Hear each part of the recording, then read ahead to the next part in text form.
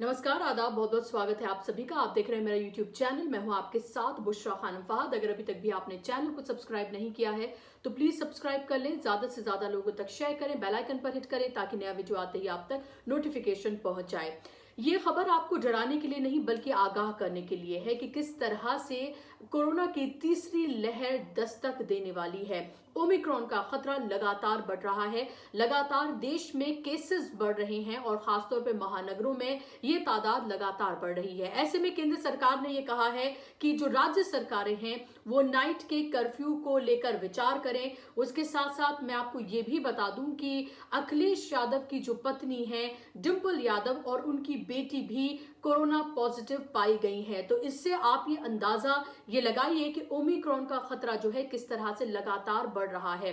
बाजारों में भीड़ उमड़ी हुई है और लगातार जो राज्यों में जिन जिन राज्यों में चुनाव होने जा रहे हैं वहां चुनावी सभाएं हो रही हैं। बड़ी तादाद में लोग वहां पर इकट्ठा हो रहे हैं। रैलियों में लगभग तमाम पार्टियों की रैली में ही भीड़ देखी जा रही है और ऐसे में आप अंदाजा लगाइए कि आगे आने वाले दिन और कितने खतरनाक हो सकते हैं। ऐसे में दिल्ली सरकार ने यह फैसला लिया है कि क्रिसमस और न्यू ईयर जो है आपका थोड़ा फीका हो सकता है अगर आप दिल्ली में रहते हैं, क्योंकि उन जो क्रिसमस और न्यू ईयर को लेकर जो तमाम पार्टीज और जो तमाम तरह के जो फंक्शंस वगैरह होते हैं उनको कैंसिल करने का फैसला जो है वो लिया गया है दिल्ली सरकार की तरफ से।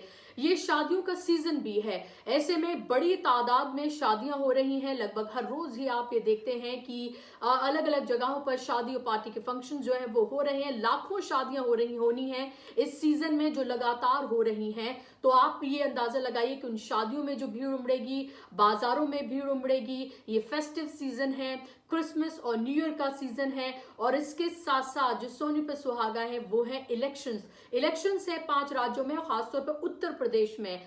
और आपको ये नहीं भूलना चाहिए कि दूसरी लहर से किस तरह से देश में ने त्राहिमाम किया था। सड़कों पर मरते हुए लोग देखे थे, अस्पतालों में मरते लोग देखे थे, घर के अंदर मरते हुए लोग हमने देखे थे। ऑक्सीजन की कमी की वजह से, दवाइयों की कमी की वजह से, बेसिक सुविधाओं की कमी की वजह से किस तरह से हम सब ने अपनों को खोया है। शायद ही कोई घर ऐसा बचा हो जहां कोई पॉजिटिव ना हुआ हो या किसी ने अपने को, करीबी को, किसी को ना खोया हो। दूसरी लहर ने ये तबाही मचाई थी। यूरोपीय देश जो है वहां पर किस तरह से अभी आप ये देखें कि कोरोना की तीसरी लहर जो है वो अपना तांडव मचा रही है और ये कहा गया है, खुद ये सेंटर की तरफ से, सरकार की तरफ से ये कहा गया है कि अगर जिस रेशो में यूरोपीय देशों में ओमिक्रॉन का जो है का खतरा लगातार बढ़ रहा है, जिस हिसाब से जिस रेशो में केसेस आ रहे हैं, अगर वैसे हिंदुस्तान में होते हैं तो एक दिन में 14 लाख तक केसेस आ सकते हैं।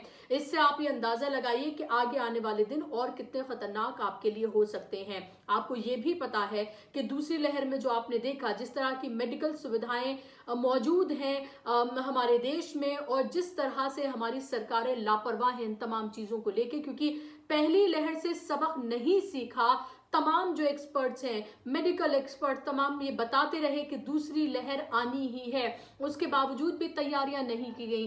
किस तरह से पश्चिम बंगाल की जो रैलियां थी उसमें आपने देखा कि हमारे गृह मंत्री से लेकर प्रधानमंत्री, तमाम नेता, तमाम मंत्री वहां पर भीड़ आने पर उस भीड़ को मुबारकबाद जो है पेश कर रहे थे।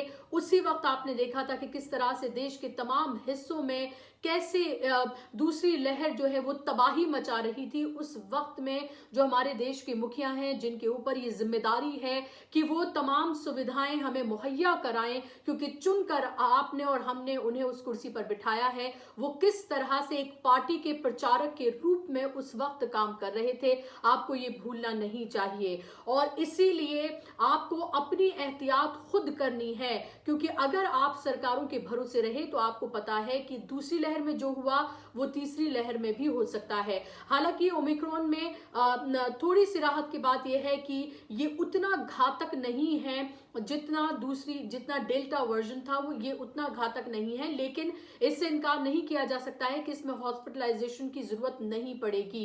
इसमें हॉस्पिटलाइजेशन की जरूरत पड़ रही है यूरोपीय देशों में, और बार बार WHO आगाह कर रहा है, आपको बता रहा है कि इसको बिल्कुल भी हल्के में ना लें। बिल्कुल भी आप ये ना सोचें कि आप वैक्सीनेटेड हैं तो आप बाहर जा सकते हैं, खुले में आराम से घूम सकते हैं। यहाँ तक भी विचार किया जा रहा है कि जो स्कूल्स खुले हैं, अभी हाल ही में स्कूल्स खोले गए थे, हालांकि दिल्ली में तो प्रदूषण को लेकर उन्हें बंद भी कर दिया गया था, तो उनको रीओपन ना किया जाए, जो स्कूल्स खुले हैं उन्हें फिर से बंद कर दिया जाए, इसको लेकर विचार किया जा रहा है। तो लगातार ये आगाह जो है वो किया जा रहा है, आपको संभलने की जरूरत है, बहुत जरूरी हो तभी आप बाहर निकलें, भीड़ भाड़ वाली जगहों से आप ये बचें, क्योंकि आप ये देखें कि अभी आप बाजारों में जाइए, खासतौर पर सैटरडे संडे के दिन आप बाजारों में जाइए, आपको इस तरह से वहां पर भीड़ नजर आएगी, और इतनी बड़ी तादाद में आपको लोग वहां पर नजर आएंगे, क्योंकि शादियों का सीजन है, फेस्टिव सीजन है, ऐसे में भारी भीड़ जो है बाजारों में देखने के लिए मिल रही है। आपसे मेरी गुजारिश ये है कि आप अपनी जान की हिफाजत खुद करें, क्योंकि आपने देखा है कि किस तरह से सरकारें झूठ बोलती हैं। अभी हाल ही में आपने देखा था उत्तर प्रदेश की सरकार की तरफ से खुद विधानसभा में ये कहा गया था कि ऑक्सीजन की कमी की वजह से कोई मौत उत्तर प्रदेश में नहीं हुई है। ये कोरा झूठ जो है बोला गया कि कोई भी मौत जो है ऑक्सीजन की कमी की वजह से नहीं हुई है। आपने देखा था कि तड़पते बिलखते लोग आपने देखे थे ऑक्सीजन की कमी की वजह से, दवाइयों की कमी की वजह से। किसी ने अपना बेटा खोया, किसी ने अपना पिता खोया, तो किसी ने अपना बेटा या बेटी खोए, किसी ने अपनी माँ को खोया।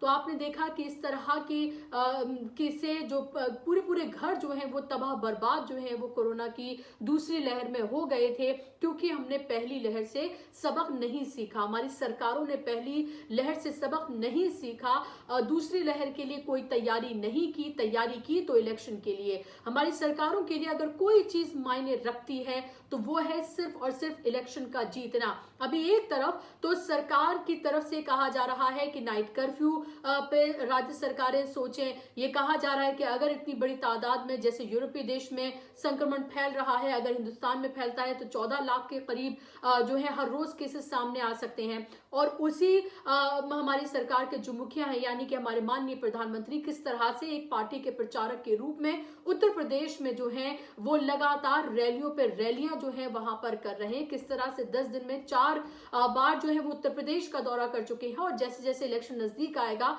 इसमें और इजाफा ही देखने के लिए मिलेगा।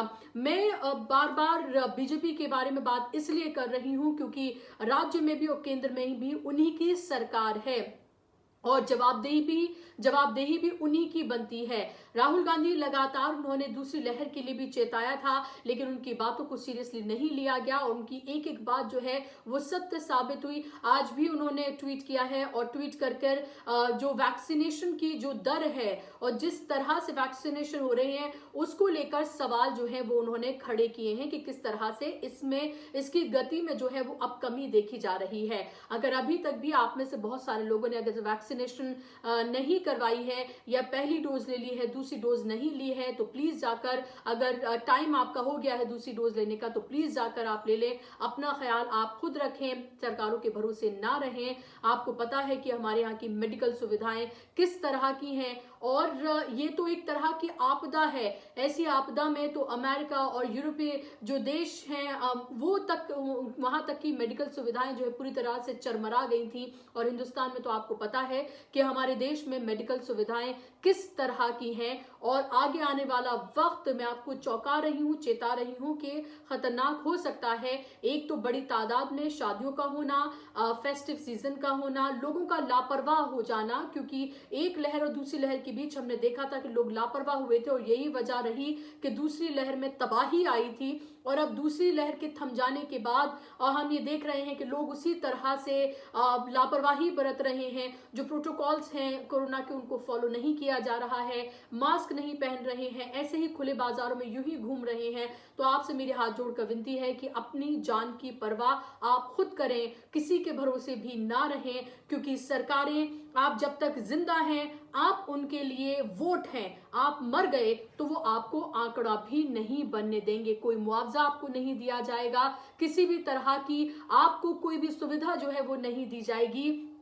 आपके परिवार का अगर कोई चला गया तो आपका परिवार ही बिखरेगा, अगर आपके परिवार का कोई कमाने वाला चला गया तो आपके परिवार पे किस तरह की आफत टूट सकती है, ये दूसरी लहर में आपने देखा है। इसीलिए तीसरी लहर के लिए आप प्लीज, मेरी हाथ जोड़कर आपसे विनती है कि अपना ख्याल आप खुद रखें, सतर्क रहें और किसी भी तरह की लापरवाही आप ना बरतें, क्योंकि थोड़ी सी भी लापरवाही आपकी जान के लिए खतरा बन सकती है।